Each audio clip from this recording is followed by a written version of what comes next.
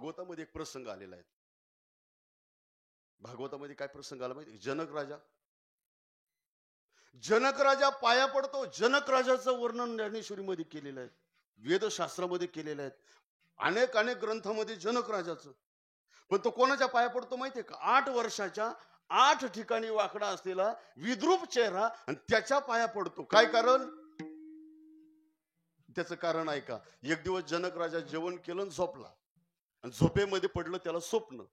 एकनाथ महाराज भागवतामध्ये लिहितात बरं का, राजा चक्रवर्ती निज मंदिरे, निजेला सुमन शेजेवरी. म्हटले मग पुढं काय झालं? जनक राजाने जेवण केलं, गुलाबाच्या पाकळीवरती, गादीवरती, शय्येवरती झोपला. झोपेमध्ये पडलं त्याला स्वप्न. स्वप्न असं पडलं, एका परकीय राजाने त्या जनक राजावरती आक्रमण केलं, जनक राजाला बंदिवान बनवलं आणि भीक मागायला सोडून दिलं. हा कशामध्ये पाहतो? स्वप्नामध्ये. हे ध्यानात राहू द्या. आणि मग तो जनक राजा गल्लीबोळामधून भीक मागतोय. अजून कडक नका कमीच राहू दे, बेस द्या. गल्लीबोळातून भीक मागतो. पण ज्याने बंदिवान बनवलं ना, त्याने प्रजेला सांगून ठेवलं, जो कोणी जनक राजाला भिक्षा वाढेल त्याला फासावर दिलं जाईल. कुणी भाकरीचा तुकडा वाढे ना जनक राजाला, मग जनक राजा या घरामध्ये जाय, त्या घरामध्ये जाय, पुढच्या घरामध्ये जाय, पण त्याला कोणी अर्धा भाकरीचा तुकडा वाढत. जनक राजा अर्ध्या भाकरीचा तुकडा कुणी वाढत नाही म्हणून चालता चालता विचार करतोय, डोळ्यामध्ये अश्रू येत आहेत. एकेकाळचा मी जनक राजा, आज आपल्याला कोणी अर्धा भाकरीचा तुकडा वाढत नाही, डोळ्यामध्ये अश्रू येत आहेत. आणि तेवढ्यामध्ये बाबा 12चा टोल वाजतो, घंटा वाजते, आणि त्याला जाग येते. कोणाला? जनक राजाला. जाग आल्यानंतर पाहत होतं काय, आपण तर गादीवर झोपलेलो गुलाबाच्या पाकळीवरती. मग आता स्वप्न पाहिलं ते खोटं का आता जागृतीमध्ये आहेत हे खोटं? कारण स्वप्न खोटं म्हणावं तर डोळे चोळले तर डोळ्याला पाणी आलेलं होतं. मग स्वप्न ते खरं काय हे खरं? सकाळ उजडली, दरबार भरला. दरबारामध्ये त्या जनक राजाने प्रश्नच उपस्थित केला, सांगा हे खरं की ते खरं? विठ्ठल विठ्ठल.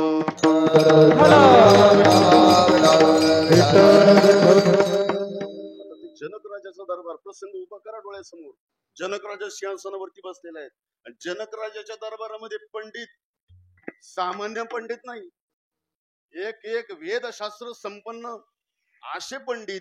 आणि मग जनक राजाने प्रश्न उपस्थित केला, सांगा पंडितांनो, तुमच्या वर्षभराचा मी सर्व भार झेपतो, तुम्हाला सांभाळतो, माझ्या या प्रश्नाचं उत्तर द्या. म्हटले काय प्रश्न आहे तुमचा? सांगा. माझा प्रश्न असा आहे का हे खरं की ते खरं? आता काय उत्तर द्यायचं? प्रश्नच कळला नाही तर उत्तर काय देणार?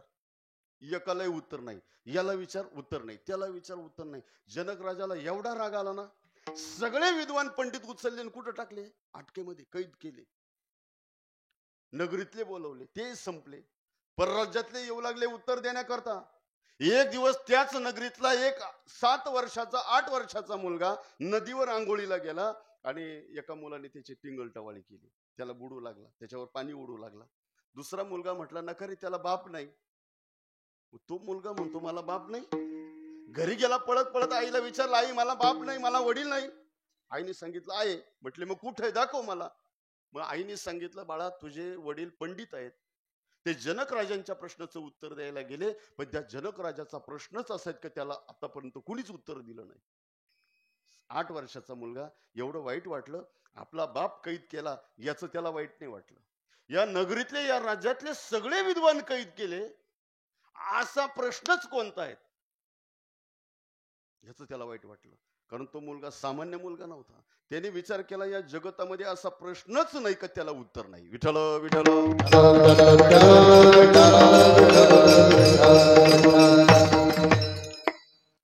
तो ज्या वेळेला आईच्या गर्भामध्ये होता ना, आईच्या गर्भात, त्यावेळेला बापाला एक गणित, ज्योतिषशास्त्रातलं गणित सुटत नव्हतं. रात्रभर गणित 3 वाजले, संध्याकाळचं बसले गणिताला, 3 वाजले रात्रीचे, गणित सुटत नव्हतं. मग त्या मुलाने, आईचा 9वा महिना चालू होता, आईच्या गर्भातून त्या बापाच्या प्रश्नाचं उत्तर दिलं. उत्तर बरोबर दिलं, पण मुलाने दिलं. आणि मुलाने बापाला ज्ञान सांगू, रागाला वडिलांना, जसा रागाच्या भरामध्ये लात मारली गर्भावर, झालं ना 8 ठिकाणी वाकडं झालं ते मुलगा. 8 ठिकाणी वाकडं असल्यामुळे त्या मुलाला नावच पडलं अष्टवक्र. विठ्ठल विठ्ठल. आईचं दर्शन घेतलं. आई मी जातो त्या बापाला सोडवायला नाही, सगळ्या पंडितांना सोडवतो आणि जनक राजाचा कोणताही प्रश्न असू दे त्याला उत्तर देतो. आईचं दर्शन घेतलं निघा. आता ते वाकडं चाललंय तसं त्याचा चेहरा काळा कुठ, विद्रूप चेहरा, चालणं विचित्र. आणि मग कसं तरी चालत चालत दरबारापर्यंत आलं. दरबार भरलेला होता. जनक राजा सिंहासनावरती, रोज पंडित येऊन त्या प्रश्नाचं उत्तर देण्याचा प्रयत्न करत होते आणि तेवढ्यामध्ये तो अष्टवक्र दरबारात आला. आणि त्या अष्टवक्राला पाहिलं, दरबारातले सगळेचे सगळे हसू लागले त्याच्याकडे पाहून. जनक राजाला हसू आवरेना. जनक राजा हसू लागला. तो मुलगा पाहतोय, आल्यापासून प्रजा हसते, पंडित हसतायत, जनक राजा हसतोय. मग त्याने केलं हसायला सुरुवात. कोणी? अष्टवक्राने. प्रजा हसते, विद्वान हसतायत, जनक राजा हसतोय म्हणून तोही हसायला लागला. मग जनक राजाने हात वर केला, सर्व दरबार स्तब्ध केला, स्तब्ध झाला. आणि मग त्या मुलाला, अष्टवक्राला, जनक राजाने प्रश्न विचारले. तू कोण, कुठून आला, का आला आणि हसतो का? किती प्रश्न विचारले. त्याने उलटे उत्तर दिले. शेवटचा प्रश्न काय होता? तो हसतो का?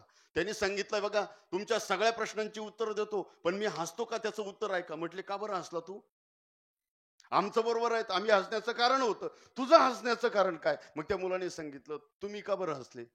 म्हटले तुमचं आमचं कारणच असं आहे का तुला पाहिल्यानंतर आम्हालाच नाही कोणालाही हसू येईल, तुझं चालणं, तुझं रूप, तुझं स्वरूप. म्हटले मग त्याचंच उत्तर आहे का? म्हटले काय उत्तर आहे? मी का हसतो त्याचं उत्तर आहे का? मी कानाने ऐकलं होतं, डोळ्याने ग्रंथामध्ये वाचलं होतं, जनक राजा हा विदेही जनक राजा, आणि त्याच्या दरबारात विद्वान पंडित असतात, त्याच्या दरबारामध्ये बसलेले सुद्धा विद्वान असतात. मग म्हटले मला तर इथे एकही विद्वान दिसत नाही. म्हटले मग कोण आहेत हे? हे सगळे संभार आहेत. कोण आहेत? चर्मकार. मग मात्र दरबार स्तब्ध झाला. संभार म्हणतो, चर्मकार म्हणतो. म्हटले बरोबर आहेत. तुमचं हसण्याचं कारणच ते आहेत, कारण तुम्ही माझ्या फक्त चमड्याची परीक्षा घेतली. कशाची? स्वरूपाची. म्हणजे कशाची परीक्षा घेतली? चमड्याची. आणि चमड्याची परीक्षा घेणारे कोण राहतात? त्यांनाच कळतं, आपल्याला काहीच कळणार नाही. विठ्ठल विठ्ठल.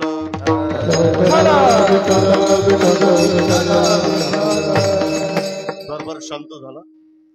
विद्वानांना, पंडितांना वाटायला लागलं काहीतरी उत्तर देण्यासारखा दिसतोय. मग जनक राजाला सांगितलं, महाराज मी ह्याच नगरीतला, माझं नाव अष्टवक्र, माझ्या बापाला नाही सगळ्यांना घेऊन जायला आलो, सांगा तुमचा प्रश्न काय आहे? आता जनक राजाचा प्रश्न ठरलेला होता. कोणता? गेलं की विसरले. कोणता? हे खरं की? एका सेकंदात उत्तर दिलं. जसं हे तसंच ते. विठ्ठल विठ्ठल. प्रश्न काय होता? हे खरं की ते खरं? उत्तर काय दिलं? जसं हे तसंच ते. बाकीच्यांना हेही कळलं नाही, तेही कळलं नाही, कारण तो अष्टवक्र होता. विठ्ठल विठ्ठल. जगतामध्ये काही काही प्रश्न असे की उत्तर त्याची तशी द्यावं लागतं. आता तुमच्या गावामध्ये आलो, आता समजा आमच्या सुनील महाराजांना विचारलं, तुमच्या गावामध्ये एकूण कावळे किती येतील का सांगता? नाही, माहित नाही. एकदा अकबराला, बिरबलाला अकबराने प्रश्न विचारला, बिरबल अरे एवढी उत्तर देतो, सांग आपल्या नगरीमध्ये कावळे किती आहेत? म्हटले काय सोपं उत्तर आहेत. म्हटले किती कावळे आहेत? म्हटले 432. म्हटले मग जास्त भरले तर नाशिकवरून आले असतील, आणि म्हटले कमी भरले तर लग्नाला गेले असतील. म्हटले कमी भरले तरी उत्तर बरोबर, आणि जास्त भरले तरी उत्तर. काही काही प्रश्नच असतात की त्याचे उत्तर तसंच द्यावं लागतं. 11 सप्टेंबर तारीख लक्षात ठेवा. 11 सप्टेंबर 1893 ला काय झालं होतं? नाही माहिती. स्वामी विवेकानंद अमेरिकेला गेले होते, धर्म परिषद गाजवली, आणि तिथं एका महिलेने स्वामीजींना प्रश्न विचारला, महाराज माझा एक प्रश्न आहे तुम्हाला. म्हटले काय प्रश्न आहेत? माझ्या हातामध्ये दोऱ्याची गुंडी आहेत, मला या दोऱ्याच्या गुंडीचं अचूक अंतर सांगा. आता स्वामीजींनी कधी गोदाडे शिवले का? काय उत्तर देणार? अचूक द्यायचं ना. म्हटले बाई दुप्पट कर, त्याचे निमपट नक्की आहेत. विठ्ठल विठ्ठल. हरिभक्तीपरायण नामदेव महाराज पठाडी एक उदाहरण सांगायचं. गुरुजींनी फळ्यावरती एक रेषा उडली, मुलांना सांगितलं इकडे बघा, या फळ्यावर एक रेषा उडली, ती इकडे लांबवायची नाही, तिकडे लांबवायची नाही, खाली लांबवायची नाही, वरती पण नाही. नाही नाही तिला धक्काच लावायचा नाही, पण रेषा मोठी करून येईल का हो? कशी काय मोठी होईल? तिला जर हातच लावायचं नाही, इकडे लांबवायची नाही, तिकडे लांबवायची नाही, जाडी वाढवायची नाही, मोठी कशी काय होईल?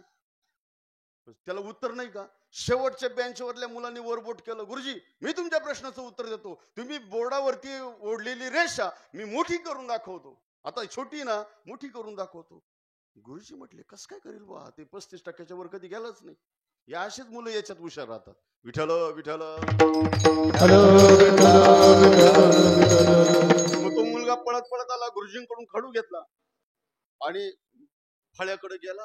गुरुजींनी जी रेषा ओढली होती ना त्याच्याच खाली त्याच्या अर्धपट निमपट रेषा ओढली. गुरुजींना विचारलं, गुरुजी छोटी रेषा कोणती? म्हटले, बाळ्या तू ओढलेली रेषा छोटी, मोठी कोणती? म्हटले, मी ओढलेली. आणि ही घ्या तुमची मोठी रेषा. विठ्ठल विठ्ठल. जगतातले प्रश्न काही काही असे की उत्तर त्याचं तसं द्यावं लागतं. जनक राजाचा प्रश्न होता हे खरं की ते खरं, अष्टवक्राचं उत्तर होतं जसं हे तसं.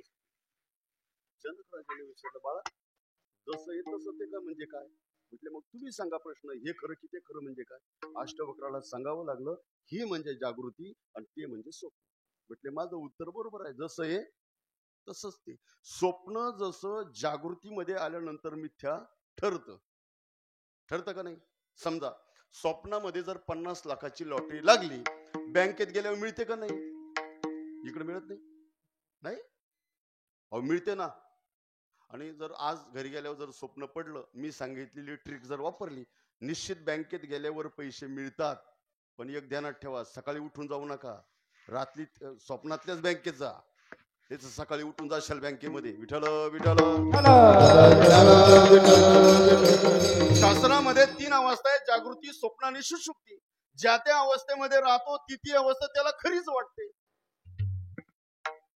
जसं स्वप्नामध्ये जोपर्यंत आपण असतो ते स्वप्न खरं वाटतं, परंतु ज्या वेळेला स्वप्नामधून जागृतीमध्ये येतो त्यावेळेला स्वप्न खोटं वाटतं. तसंच हे जागृती सुद्धा तशीच आहे. जागृतीमधून सुद्धा ब्रह्मतत्वाचा बोध झाल्यानंतर, गुरुचा बोध झाल्यानंतर ही जागृती सुद्धा मिथ्याच वाटते. शंकराचार्यांचा श्लोक आहे, श्लोकार्धेन प्रवक्ष्यामी. शंकराचार्य म्हणतात, कोट्यावधी ग्रंथाचं सार सांगतो ऐका. श्लोकार्धेन प्रवक्ष्यामी यदुक्तम ग्रंथ कोटिभी ब्रह्म सत्य जगत मिथ्या जीवो ब्रह्मैव नापरः. लटिका व्यवहार सर्व हा संसार, लटिका व्यवहार सर्व हा संसार, लटिका व्यवहार सर्व हा संसार, लटिका व्यवहार सर्व हा संसार. ए वाया ये रधार हरि वीणा, वाया ये रधार हरि वीणा, वाया ये रधार हरि वीणा, वाया ये रधार हरि वीणा.